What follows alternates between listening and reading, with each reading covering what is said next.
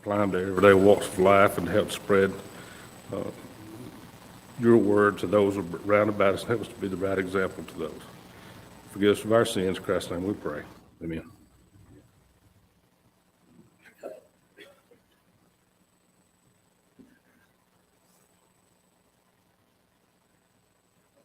Mark number 435 here at Song Encouragement City. Let us sing one verse of 687 and 687 since we have two speakers, as Brother Paul often says, in economy of time. One verse, let's do verse 2 of 687. Oh, to be like thee, for like the passion, living forgiving, tender and kind, helping the helpless, cheering the fainting, seeking the wandering, sinner divine. Oh, to be like thee, oh, to be like thee, blessed Redeemer, pure as thou art, come in thy sweetness, come in thy fullness, and thy dominion, equal my heart.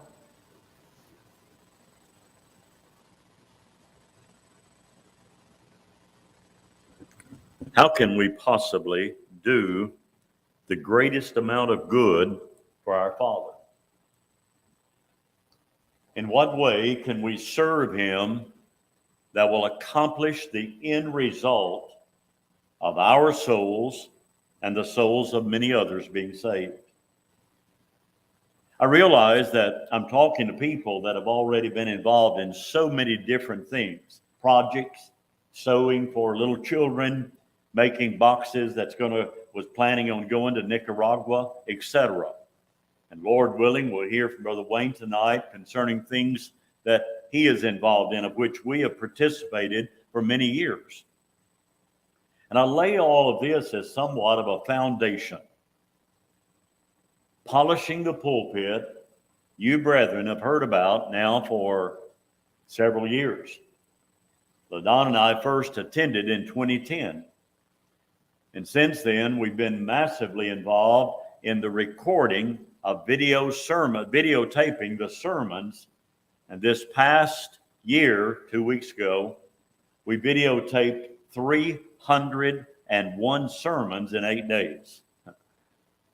If you don't know how crazy and insane that is to agree to even do that or attempt to do that, come and walk in our steps a little bit.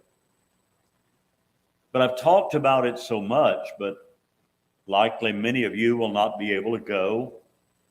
So even last Sunday evening, I said, let's just literally go there. And I want to show you some pictures. Some of them are beautiful, some of them are crazy. And I'll do this as quickly because I also want to hear what Brother Barrier has to say and to report. As you enter the main atrium area, Wilderness at the Smokies, you'll run into this huge sign. It's 8 or 10 feet tall. But as you have already experienced when you get close, Smokies, as Jay and Linda often have gone over there, and many of us have, to just enjoy the mountains and the scenery, and to sit there in the very front part of the Wilderness in the Smokies where PTP is conducted and see the sun rise or set is mind-boggling. I'm going to be jumping from thing to thing for an economy of time, to use that phrase that Newell quoted a moment ago. Before polishing the pulpit starts, there is what this year, for the first time, starting on the 14th, was what is known as the Missionary Rendezvous. There were so many that came to gather, shared, talked. I was not there at that time, but I heard some great things. So they captured the moment, as it were, for many who were already coming there anyway. I saw on Facebook of the workings. This is literally a people from the congregation that oversees the polishing of the pulpit, and they were literally packing all of these packets that some of us received in the mail with our information, our lanyard, the program, and things of that nature. Until I saw this, I don't guess I appreciated it as much until I realized there were 5,472 people registered who received these packets. So quite an effort. The crowd itself is mind-boggling. Outside of the riverfront area, this, by the way, I think was 2 years ago, whenever it was. Remember when the eclipse took place? This was the best picture I had of the crowd, but they were looking up literally to see the eclipse taking place. But the crowd is monumental. It is huge everywhere you go, from class to get there.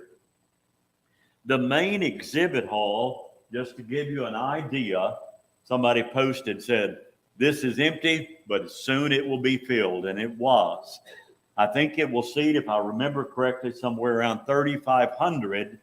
And on Sunday morning at PTP this year, in this area, in the overflow area, and the early service and the late service, there were 4,700 people who worshiped together.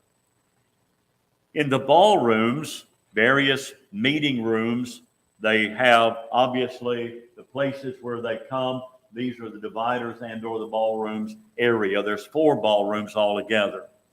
But let me back up. As you come into the atrium area, into the event center, Severe Event Center, the first thing that you're going to see is after the registration tables, Brother Bob Stansel is just awesome at the things that he has, that he brings every year, just to be able to almost like go back to the first century and see how they were dressed, how their armor was, and things of that nature. Just a kind of a side thought.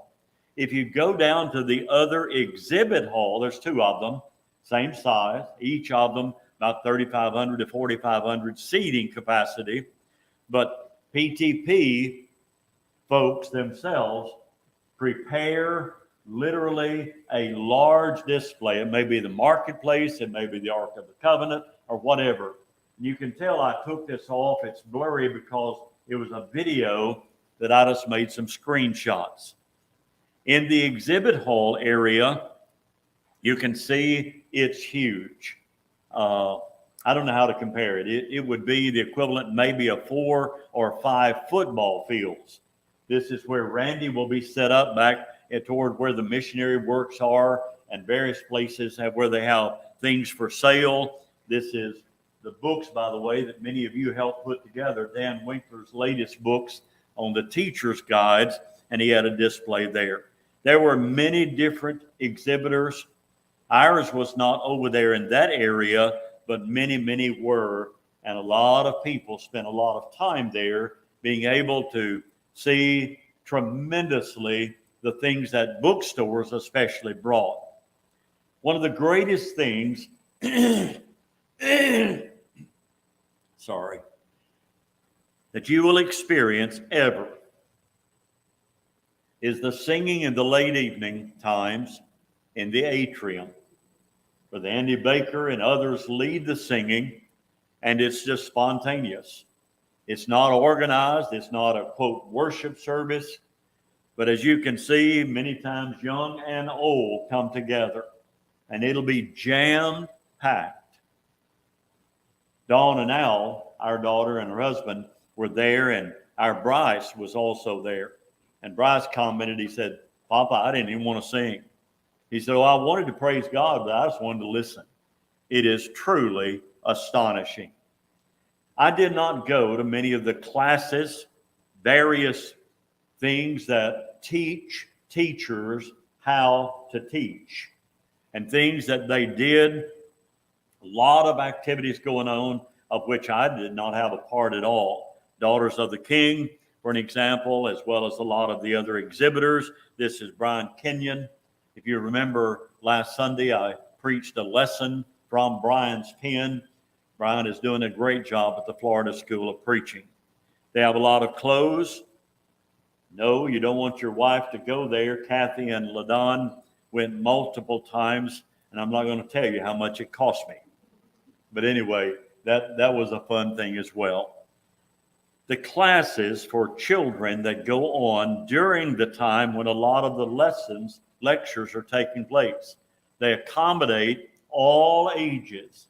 They have babysitters for the little bitty ones, but they have classes for those that are older children, and they take care of them well. I've interspersed a couple of 3 pictures just for the fun of it. Y'all remember Eric Owens? That's his wife beside him, Vanessa. Absolutely some of the best people, our dearest friends on the earth. And Pat, I know you let Barbie take the wheelchair, and I know the rumors are is that I rode it more than Barbie did. And yes, LaDonna and I rode it together at the same time. And just so y'all know, that thing will fly. Anyway, but I was hoping Mark and Kathy would be here tonight so they'd be able to see that I actually put them horsing around after we unloaded everything, and he was taking the cart back down there, and Kathy just jumped on and Mark pushed her. They provide lanyards with your name and location that you're asked to wear, which helps so much. A lot of times you see people that you haven't seen maybe in a long time, and you can see their name. Well, hey, Joe, how are you doing? Just like you remember them face and everything, but you actually don't. But that is extremely good. Same video productions and same publications. And I want to show you this not because of the commercialization on our part, but with emotions and a thankful heart. I wanted to show you because many of you made multiple trips to Pulaski to help make the teenage books, the QR cards, and a lot of the others. A lot of the books that we've got here, y'all help put them together and bind them. It is, I think we had 15 8-foot tables this year, and a lot of them, as you can see, it extends way on back around. But then the main purpose is the videotaping of the lessons. And each one of these represents a lesson that will be presented, and the DVDs will be put here where the people can come up, pick them up, and take them home with them. We have literally, I wish I'd kept up with it, how many different places, especially out west and northwest, that took home 50 to 70 to as many as 120 DVDs. Why? They don't have a preacher. They don't have someone to teach them. But they do have a congregation that needs to be fed. And for the last dozen years approximately, they have been getting it literally from us, making it possible for them to have their worship service. A lot of this, that shows you a little bit maybe of the magnitude of the display. And this is right outside ballrooms A, B, C, and D, where people are traveling a good bit. Another selfish picture. Do you remember the last Sunday night when I made mention of the 2 boys and the sermons that they had prepared, and they were wanting to do a part of the Graybeards on Thursday morning at 8 o'clock and 9 o'clock? These are those 2 young men, and that's the proud daddy that's standing there with them. It is quite common, and I love to see this.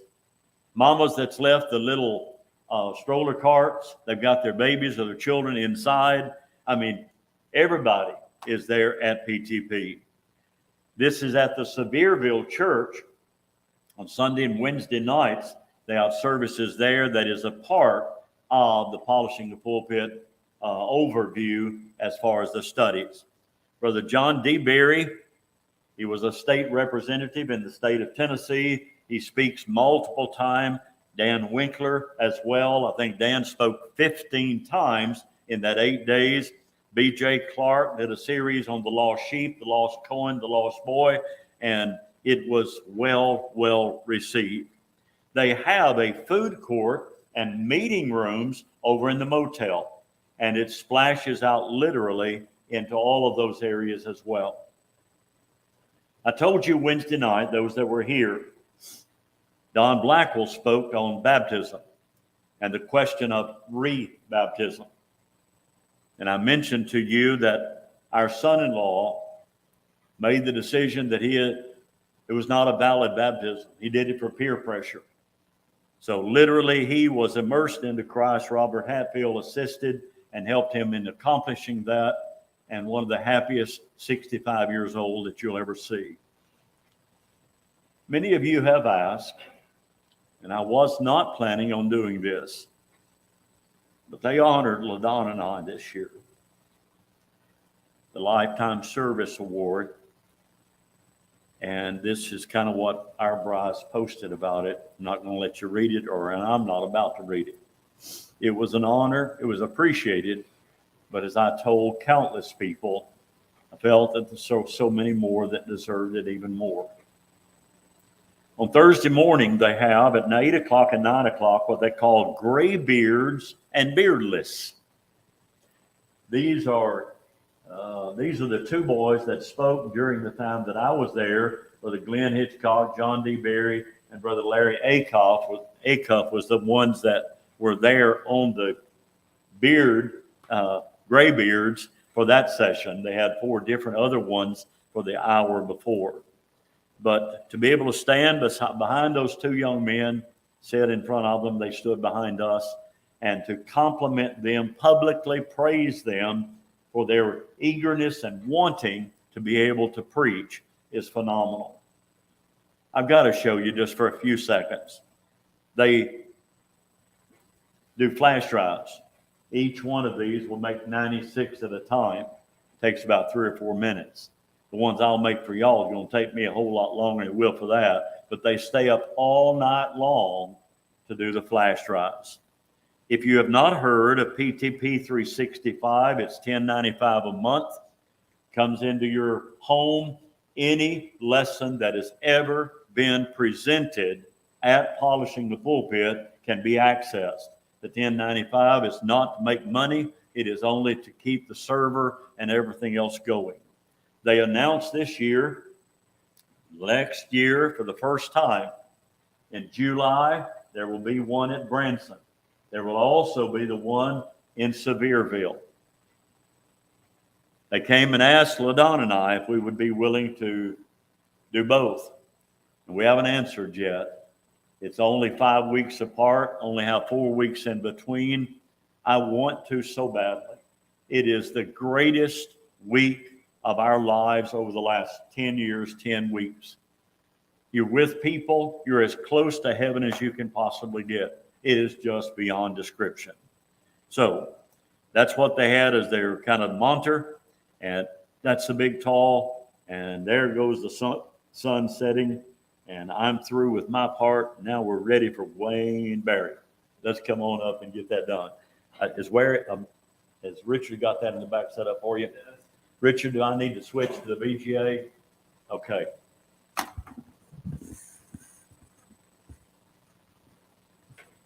Y'all didn't know how technical we were around here. Neither do I.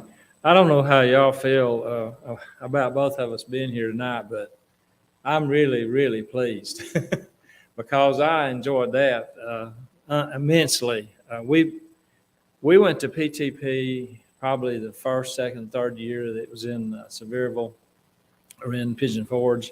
We have not been able to go back. Our travel schedule, we just cannot get it, but I think we'll make it next year. We're working toward it. We've had to move things. I was in Denver, Colorado this last week for an annual meeting of coordinators with the Bear Valley Bible Institute. And I think nearly all of their people were at PTP. And but anyway, sometime in all of it, someone asked me if we would be attending Bear Valley worship today. And I said, no, we need to go back home. And we got home this morning at 2 o'clock. And I said, I've got to report to a congregation tomorrow night. This was yesterday. And they said, where are you reporting? And I said, well, Cedar Grove.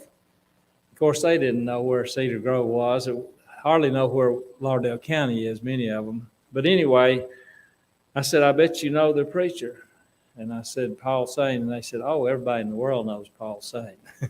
So that honor, that award was very well deserved. And if I want to establish credibility, I drop your name from time to time across the world, and Randy Baker as well. And so we thank you. We thank you that we can be a part of what you are, and we can work together in all of this. And one other thing that I'm getting off, I'll go fast a little bit in a minute, but Denny made a presentation out there about preachers, and he was talking about Bear Valley this year or this fall had a request have requests for 120 preachers in the west there that have vacancies, need preachers. And he said they don't have one single preacher they can send to them, because he said when our graduates come here, our students come here, they're already spoken for, because congregations send them there for the purpose of getting them ready. And we're running a 300 a year deficit. So if you multiply that for 5 years, we're 1,500 preachers short across the brotherhood in America.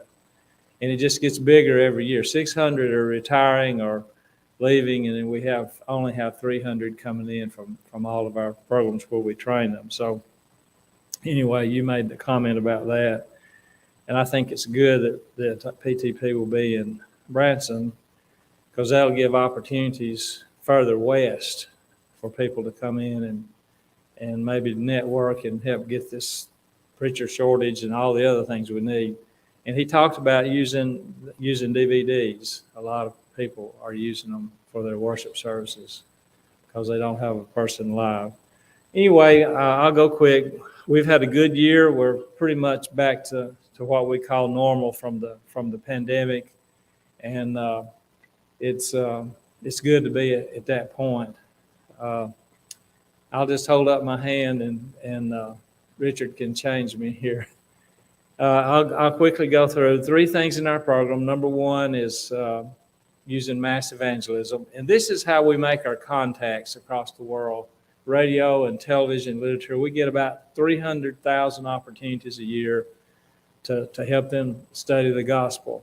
And then we follow that up. This shows where we reach. We follow that up with literature in our follow-up programs, and we go on campaigns. You can see the number of people that are there for a typical campaign. And there are hundreds and hundreds of these a year in our work. And the next step is to do Bible schools where we train people. We form congregations. We baptized last year 3,100 and something people, and they'll need preachers, they'll need teachers, and so we have 12 schools where we do that. Another part of our work is reporting, and this is the scriptural basis for that. We see the apostles in the first century coming back to the churches that helped them. Acts 14 and 27, there's Paul coming back to tell them what he had done, and we do the same. Some of the countries, Sri Lanka, a little country south of India, 2 bases of our work there, and we were there this spring. This country is in collapse. Their economy has collapsed and their government has collapsed. So they're really struggling there. Everything is rationed. They get, I think, about 2 gallons of fuel a week. And there's people in their little carts, and that's what you can afford to drive. That's worship services at the Colombo congregation. That's our base. There are other congregations, but that's our base in our work. Beautiful people. This little girl made friends with me and Janet, and we enjoy the company of a lot of the brethren there. This couple works with us, has for many, many years before us with J.C. Choate, Harold and Lalani Thomas. I spoke there at the congregation on Sunday morning. I was translated by Harold. Then on to India. This is the biggest country we work in today. I don't know if you know, but India is bigger than China now, population-wise. We cover all of India, our 2 bases, Bangalore in the south and New Delhi in the north. India is still India. I don't care where you go. If you're going to the capital of the country or out across the countryside, you're going to see the cows. And you're beginning to see the signs painted on the buildings there on that highway that's like an interstate highway. 30% of India are Muslim. You can see them there. They don't have as many problems as some countries do, but they do have trouble from time to time. And you see the West coming, Subway and Burger King and McDonald's and lots of other things coming in. This young man coordinates our television work for the Hindi language, which is the national language of India, and that's his wife Vinay and Reshma David.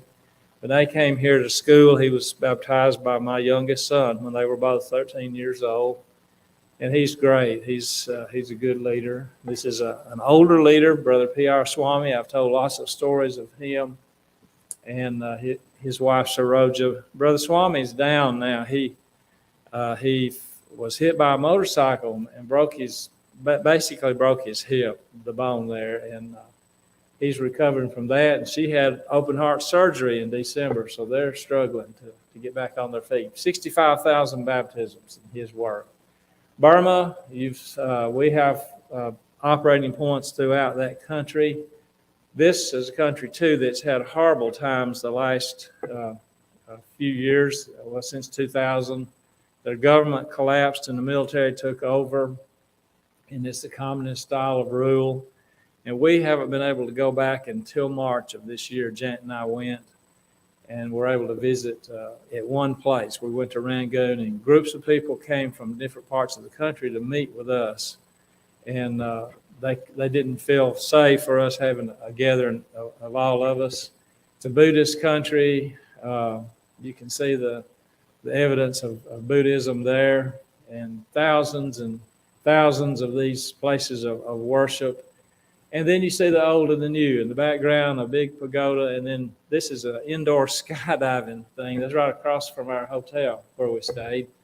It's closed now. That came about when they had 5 years of free government and free business. But anyway, it's hard there. One of our elders from Double Springs has made a trip. That's Don Posey, meeting with some of the brethren. And then there's Janet and myself meeting with a small group.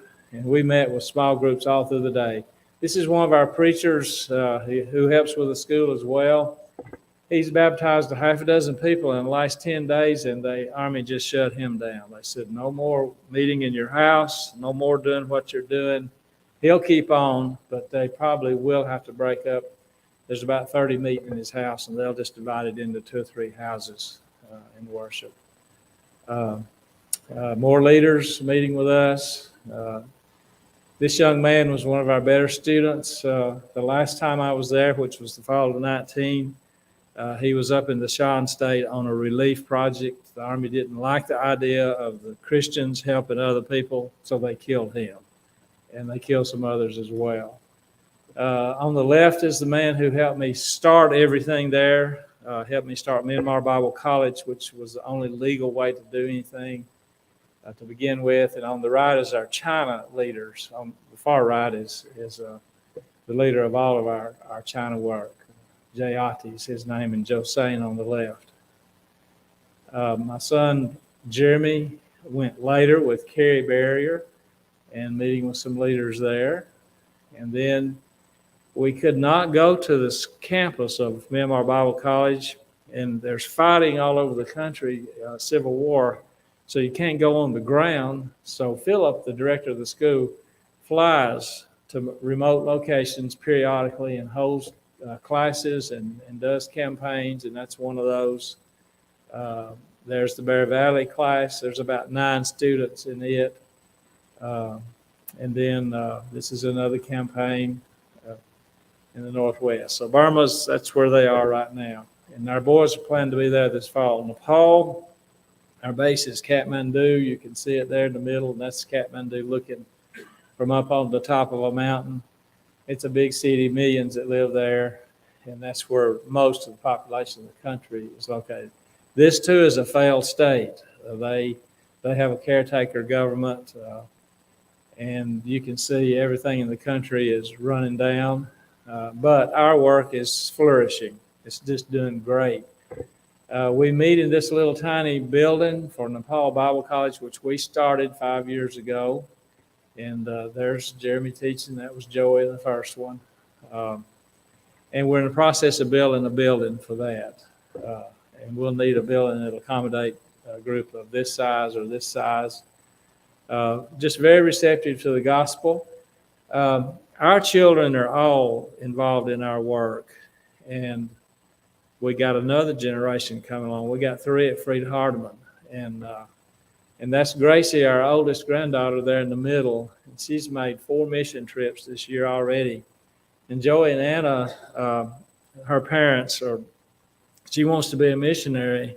Joey and Anna said, you better be looking for a missionary husband, but she goes with us and she teaches children, does a good job of it. We're proud of her, obviously, and her brother as well. And another grandson was with us on a trip this year that did some teaching. Small group meeting there, lots of small groups. Western Nepal is the unevangelized part of Nepal, and we have a big mission team going in there this fall. From Burma to China, this is the second largest country in the world. It's right almost the same as India. And we get in through Burma. And you can see the arrow there. They have a 1,000-mile border. And that's kind of a back door, and it's not monitored very closely, so we can get in. Jay Ati leads that. Lots of literature. There's Paul Sain literature that's used there. It's been translated into Chinese. And I gave Jay Ati, and when we first started working with him, I gave him probably 50 pieces of literature. And I said, Jay, just use this how you feel like you need it. You print what you want to print, when you want to print it. Just give me the bill. That's the relationship we have. And he's just a fantastic leader. And we're getting this into China. And we're getting thousands of pieces of literature a month and Bibles in there. And this is probably the most important thing, most urgent thing we're doing right now. Good groups meeting, baptisms. So this is in China. We don't go. We have to send our team. But that's almost better in many ways. Vietnam, this country is getting better all the time. They're letting up. They're moving closer to us. We're trying to get closer to them. They need us. Russia and China both have taken advantage of them, and so that opens doors for us. We operate from Hanoi and from Saigon. This older preacher on the left is our number one partner. He's my age. He dates back to the Vietnam War, but his son is coming on and working with him. But he helped us get our program off the ground there, and that's his son baptizing someone there. And even in Hanoi, the old capital of North Vietnam, a congregation there. And we have a young man on the back left that we brought over for schooling at Heritage in Florence, and he's back over there working. And that's his dad who goes back to the Vietnam War era preaching, and he's baptizing that man in a Vietnamese baptistry. The Philippines, Joey just got home from there. He was in these 3 places. Janet and I were there about a year ago, and right after we were here, I think. And anyway, this is the island of Virac. Lots of islands with, of course, extinct volcanoes like that one, and beautiful sunsets on the beaches. June RC takes care of that work, that region, that island group.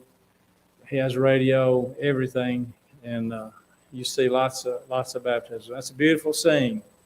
See all these people out in the water, and the preacher just goes from one to the next and baptizes them like that. Samar Island is in another area, and we have a big project developing there. We have now Samar Bible College. And we put this in. She's washing her clothes in a bucket there by hand, and you think, man, that's primitive. But look over there on the right at her satellite receiver there, and it's just a matter of priorities. Of course, they couldn't have both, but anyway, you can use that media. That tells you what you can do. That's a church building, and that's typical in the Philippines.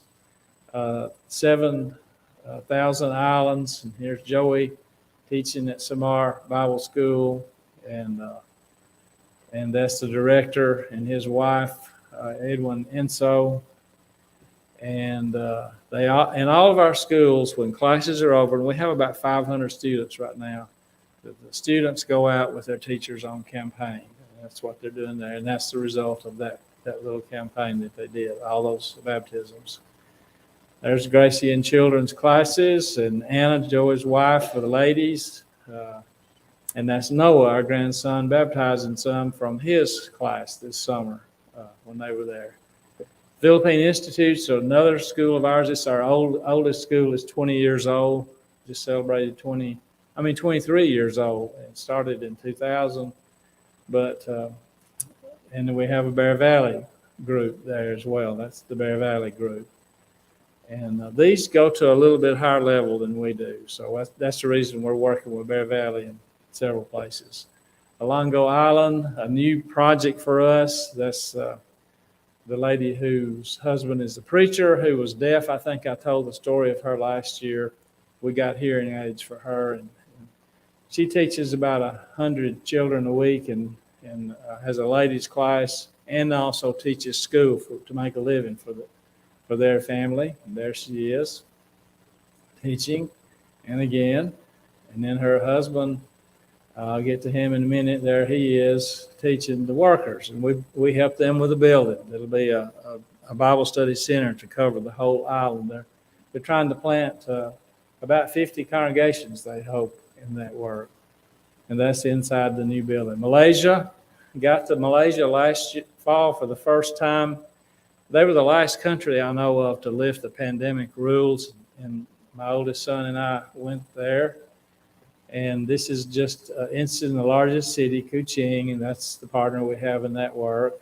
And just small congregations. These are in jungle areas. These congregations are, and that's Jamie, our son. And Jamie's the one that ran into the side of you in the pickup truck many years ago. And when he first started driving, and Randy was very good to us. He could have taken us to the cleaners. Anyway, little baby there, and Jeremy was there with Carrie later on this one. We met with some coworkers in Singapore that help us in several countries at the end of our trip and on our way home. We have work in South America. We cover all of South America with something, but we're developing follow-up centers in different countries. Jeremy handles the lead on all of this. And we have new work in East Africa, Tanzania, and also Kenya. And there's been a lot of work through the years in Kenya, but a lot of it is no good anymore, just to be blunt. There's a lot of liberalism that has come into the Kenyan work. And so we have a new project in Kenya, and we work with a group in Tanzania that's based in Birmingham. Down there, one of the congregations heads that up, and we help with radio. And this is the trip we made to Africa this summer. Pictures from that trip. Cy Stafford's son, Noel Stafford, is there now. We helped train Noel and his wife, Jessica. And our grandson held the Devo, and I preached. And then here we are at one of our many times to eat. And that's looking at Mount Kilimanjaro. It's near where we were. And there's a video, if we can show that. I think it's about 7 more minutes, and we'll get within the time slot, I think. May not be able to show it. I don't know about sound.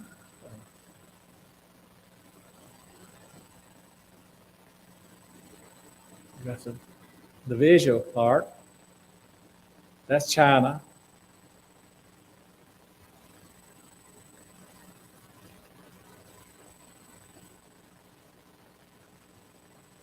That's Jayati teaching them how to sing.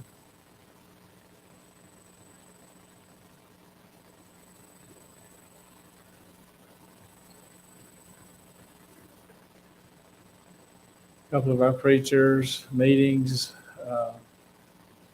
This would all be in Western China. Very, very receptive field. Just lots of opportunities. The Philippines, beautiful green country with blue skies and beautiful ocean front everywhere you go. And they're cooking something there. I don't know. And then they're pounding grain into a meal. And that's the way they do it. That's on one of those small islands. And there's thousands of these islands. It's very, very hot. It's tropical and humid. Children, you can see those children sweating. I've ridden in the back of these jeepneys many, many times. That's how you move about, and they're very, very inexpensive. And baptisms.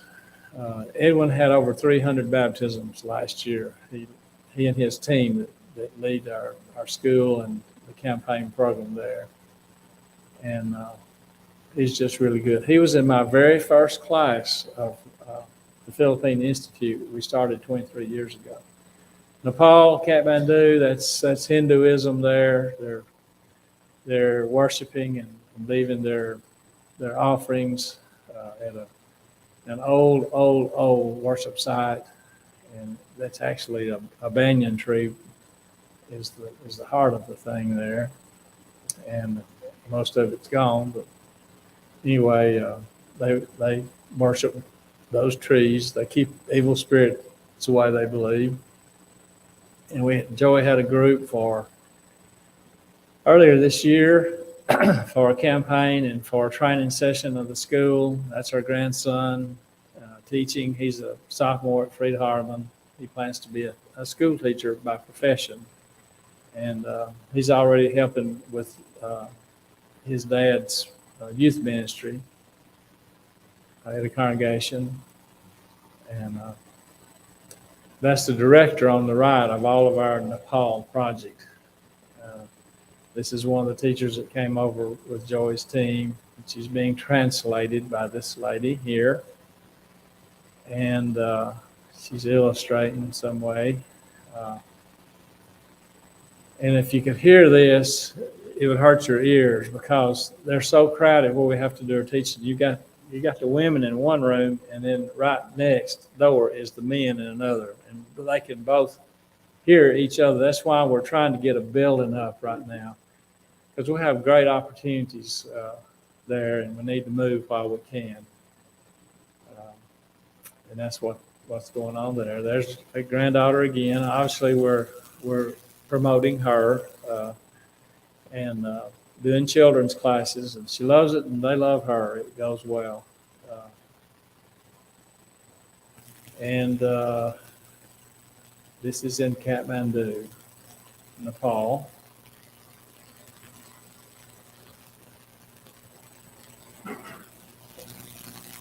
They're recognizing their teachers afterwards.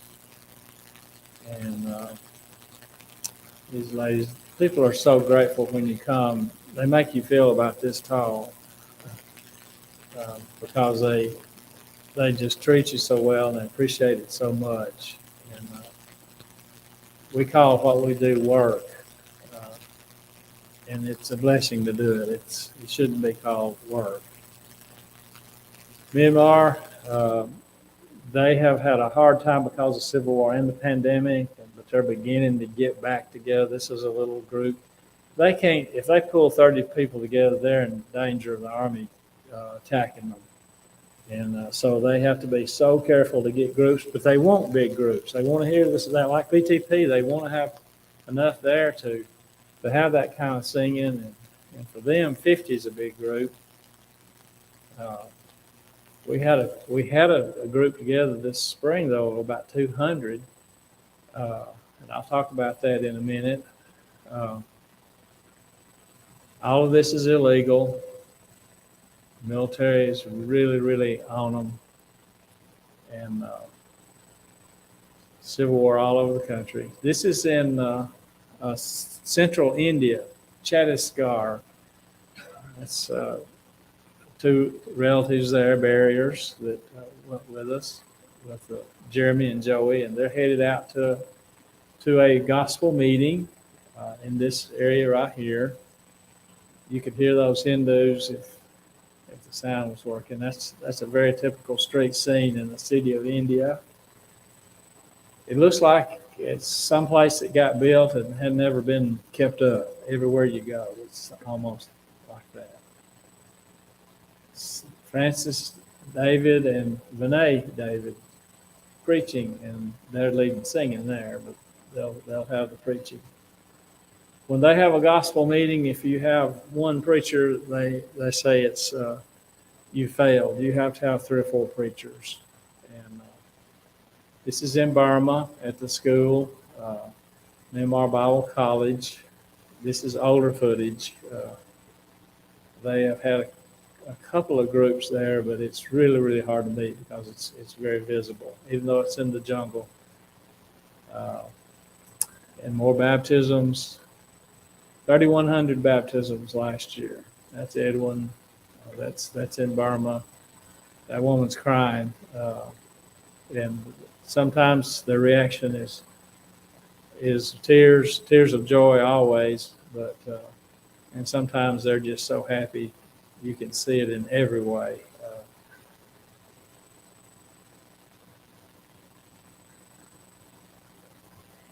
And that's in China there. Very, very rough conditions. And then this group, this is in Burma, a group that was baptized back about 3 months ago. And I'll tell a story about that. Philip, as I mentioned, and some of our key people fly to different locations in Burma to hold gatherings of different kinds, schools, campaigns. And Philip went to the Chin Hills, which is the most productive area, or they're the most responsive area of the country. So he went up there a few months back, and they invited people from the surrounding area, probably be like 2 or 3 counties here in Alabama, to come for this one big meeting. They thought they could pull it off without the military knowing it. And so a couple of hundred of them got together, had a great week, had those and others were baptized there in that last picture. And they finished up, and they were all ready to head back home. And one of the young preachers came to Philip and said, I just got a message from home. The Army has bombed our village, an airstrike, and they've bombed our village, and they've got about 100 dead, and homes have been destroyed. He said, my home has been destroyed. I can't go home. And they blockaded the town, and he said, can I go to Calais Bible College, which is over in that same area of the country in the next state over? And Philip said, of course you can go there. And before they could get gone, here comes others. And the Army made a sweep across the state, and they were bombing just village and town after town. And so most of those people who were there had nowhere to go. So they went back, and some of their family members escaped, and they got back to Calais, a city of about 100,000, to our college there and our campus. And so our school became a refugee camp. And then Janet starts getting texts from Philip saying, I can't feed all these people. I don't have enough money to feed them. Can y'all help us do that? So we started sending, we can send $700 at a time through Western Union and MoneyGram, sent money so they could help feed these people. Now, this is the difference in Burma and the rest of the world. I won't say the rest of the world. In many other places in the world, there's none of those people at that camp now. As soon as they could get their feet on the ground and they could get back there and get back to work, they did. They did not take one meal as a handout or one day that they didn't have to have. I mean, they got back there, and there's not anybody at that place now. And while they were there, many of them who came were not members. They had baptisms for the last 3 months every week. You would get pictures of those. So they had an extra school session, some of them lost family members, and that's the other world. That's the world that we hardly can even picture in our minds for so many people across the world. We appreciate y'all so much being a partner with us. You have been for a long, long time, and it's a blessing for us to be a partner with you. Keep praying for us, and we appreciate your help financially. It makes a big difference in what we're doing. It was your money that got us across that border into China the very first time that helped us do that. And that's our biggest project today is China. So we thank you for that. We went over into China and up into Tibet, and we still have reaches into that part of that country. We had an opportunity to visit with Brother P.R. Swami this spring, and it'd been a couple of years. Well, I had a short visit with him last year, but Janet for the first time in 3 years. And Swami told us something that really was moving to me. Back in December, Saroja went to the doctor for a toe infection, and she's diabetic, and she's 80-something years old, and she got an infection in her toe, and it wouldn't heal up. So she went to the doctor, from there to the hospital, and they were going to try to remove her toes. And